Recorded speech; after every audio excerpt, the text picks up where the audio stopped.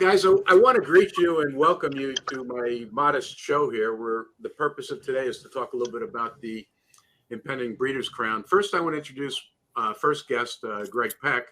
And Greg, I've known you for a number of years. You go back training. I did a quick, brief summary. I think about 30 years. You earned almost $8 million in purses, 1,500 plus starts, 241 wins. And you're most noted in the history books because you trained this horse, Muscle Hill. And Muscle Hill led the sport. It projected you to be a top U.S. Harness Writers Association trainer in 2009. Muscle Hill was undefeated in 12 starts. He captured the Hamiltonian, the Breeders' Crown, the World Trotting Derby, Canadian Trotting Classic, and he equaled the age-old record of 150 and 1/10 on the Hamiltonian track. He won you so many honors. He won $3.27 million in purse money. You also had another horse, Holiday Road, and you had other horses in the Messenger Stakes, Pelone Ranger, and in New Jersey Stakes, you had Lady Magdalene. So first of all, I want to welcome you and identify you as being an ongoing trainer and involved in doing some media training through Fine Line Inc. So welcome to the production, Greg.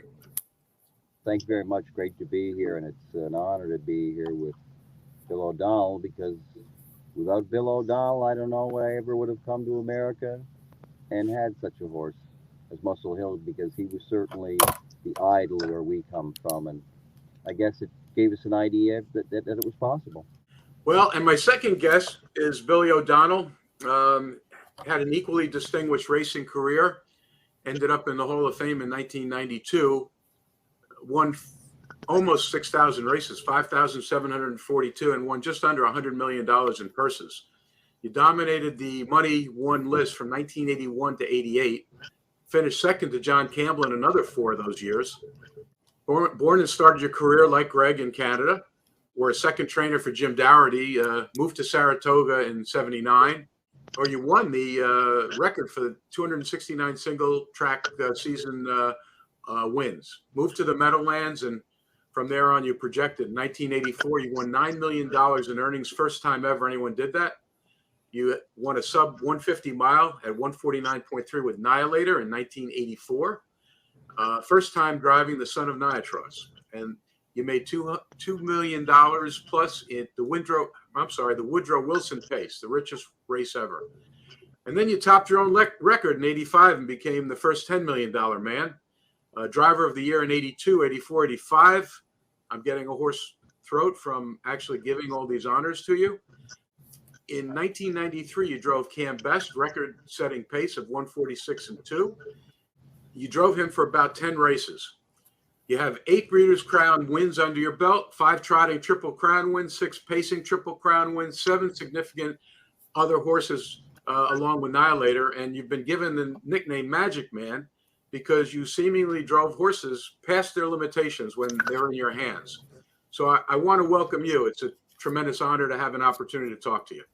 Thank you, Doc. It's an honor to be here. And Greg, I think the reason, Greg, you're here was I wasn't an idol in Nova Scotia. They figured if I could do it, anybody could do it. So, I'll tell you what, we're going to talk about the Breeders' Crown, and one of my most fondest memories, I was sitting in Copley Plaza Hotel in Boston, and Bill won with Valley Victory, which went on to be obviously the grandsire of Muscle Hill. So, and that was one of the more memorable Breeders' Crowns, and that was Billy O. Well, you both guys have been in the trenches and you're warriors, and the sport continues on, and we're looking forward to an upcoming great Breeders' Crown this coming weekend.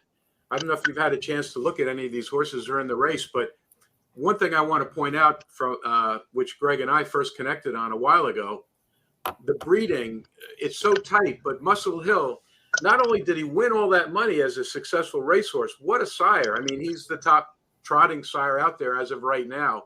So that you created a whole family besides just a great racehorse.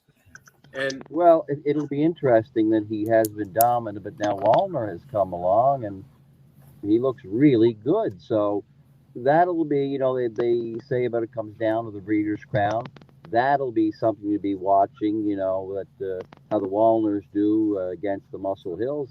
They'd certainly be favorites over them now. But you have a couple of there's always something in the Breeders' Crown. Perfect Sting, he won his elimination last week, but he's been kind of criticized for not winning enough. But Joe Holloway is a really top guy, and he's been good at it for years. So I expect Perfect Sting to show something, and he kind of has to. Then you have another race with Jujubee, who had won twice in 149, but got beaten by Quattro de Julio in the 3-year-old trot eliminations. And then the 2-year-old Colts is a little bit wide open. You have Mark Evers' horse that came in last week and won. So there's a few races that will come down to the Breeders' Crown. They really will, and that's what they've always said about it.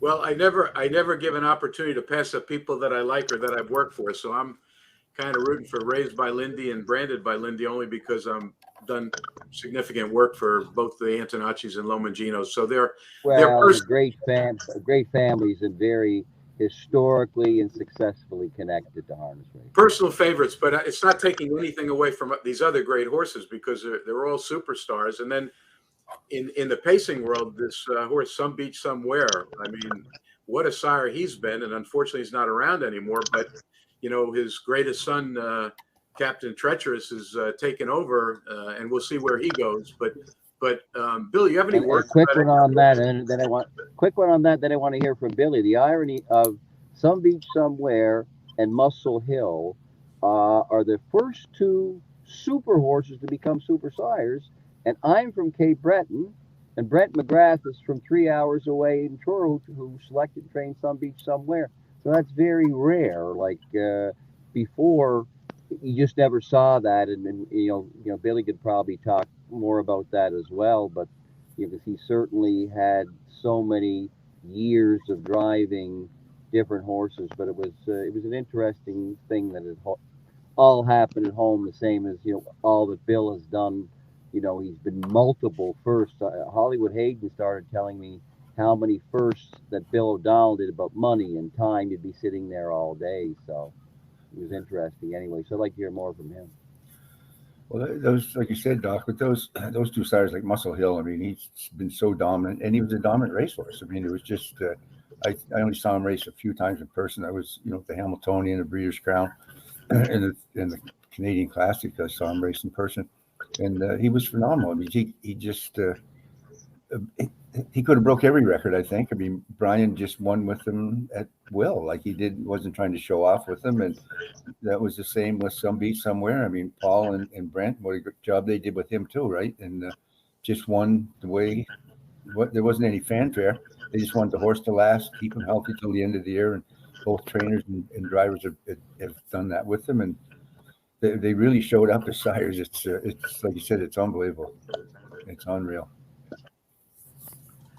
Well, I did get a chance to interview the driver of Some Beach Somewhere, who's now sitting, Tim Tetrick, who's now sitting on a horse, Lions Succinct or something like that. I think it's called. I'm blanking. No, I think Timmy drove Captain Treacherous.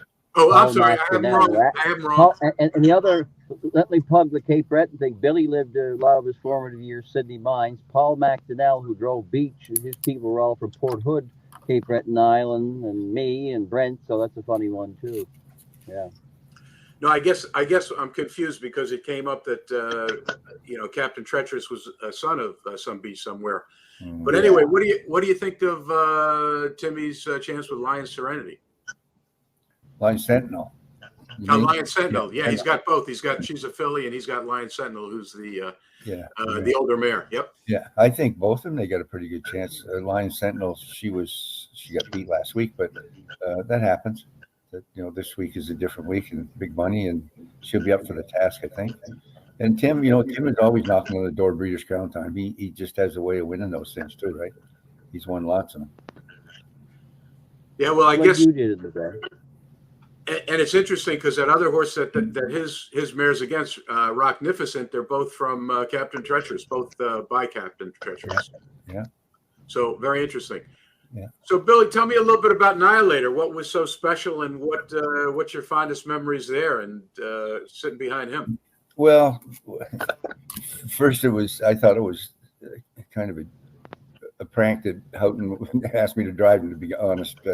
you know, he had driven him all the starts. I think Tommy drove him one start, Tommy Houghton earlier, and he just said that don't take anything in that race because I'm going to put you down and drive Annihilator. So anyway, he did, and he was exactly like he told me. He told me all about him. I warmed him up that night and told me what he was like, and he was exactly like that. And then from then on, it was just me and him were together the whole time, and a couple of times I got him beat. That maybe I'll take a little bad drive or tough trip, whatever you want to call it sometimes, but that happens too. But he bounced back. He took a real bad spell in the summer that his feet were bothering him a little bit, and we time trialed him. He didn't time trial good, but they took him home, got him all patched up, and away he went. And he was a great horse to race. Great confidence. I had great confidence in him, and all I had to do was get him in the right place. Once I cleared him to the front, I'd take a sigh of relief. Boy, I'd hold my breath sometimes to Lynn, but once I got him crossed over, I knew it was going to take a pretty good horse to beat him. Well, yeah, and I can remember him. He was really something, and he came along with the gate. And the irony of him, I said to Bill the other day in the phone, he was so dominant, Annihilator, that he got beat in the Breeders' Crown by Dragon's Lair, but he was so much the best that was one that didn't come down to the Breeders' Crown. Annihilator was just overwhelmingly the best horse. Yeah. Well, that he had a long year. It was his 13th and 14th starts, I think, or 12th and 13th. He raced two heats that night, and he was just getting tired. I think the colt that he shipped all over, and everywhere out in Pittsburgh. He'd been at Lexington. He was everywhere. So anyway, he rebounded. He redeemed himself the next year. Dragon's Lair. He got syndicated for a lot of money that fall too. So it was good for those connections. It did them some good too, right? Not only win it, but he never came close to ever beating him again, did he? Never raced against him again. So Greg, there's an interesting thing. So they kept him away, probably. Is that what happened once? Well, they syndicated him that they kept him away from Annihilator. Yes, I mean the same people own both horses, right? So Dragon's Lair. He went to the Messenger. They thought he was better on a small track, maybe. They went there. I beat him with Persian Square, and then then he came back as an older horse and was a pretty useful, top-notch free-for-all horse. A couple years later, actually Joe Holloway trained him when Joe got him. He was a top horse, and he went on to be not a bad sire. And really, his son Dragon again is a very, very good sire. So he's kind of he's useful to the business too. Well, I can't thank you guys enough for being such wonderful guests and for giving me such an amazing set of stories. Greg, maybe you can finish it with one fond memory you have of Billy. I know you guys are good friends, and during his race career, what do you have one good fond memory of Billy doing something in a race or with a horse that stands out? Yeah, when I came here, we bought a mare called Nansen Princeton, and times were tough then. And literally, we went up the New Jersey Turnpike with enough to pay the tolls, and that's about it. And we came back down the Turnpike about $15,000 richer because Billy came from last, and it was like a scene out of National Velvet, where Elizabeth Taylor comes from way beyond and wins it. Well, that's like Billy. He was so far behind. They were going fast early. I was about ready to go back to the locker room and saying it's over, and zoom down the outside of the racetrack. And I'm going to tell you what, where I'm from, even today, $15,000 was a lot of money, and that is why they call him the Magic Man. That's the way we're going to cap this interview. I have to tell you, Billy, that when I spoke to Greg, he says, we got to get hold of the Magic Man. And you know what, Billy? It sounds like you deserve it. And you actually drove for some good friends of mine, the Kunkles. And we've heard nothing but good things about you. And I have nothing but good things to say about them. I want to thank you both for being such wonderful guests. And we're going to look forward to this weekend and see what happens. The next chapter of Standardbred Racing is to be written. Thank you very much, Doc, for having me. And Greg, too. Thanks, Doc. Hope we have you back. Okay. Thank you.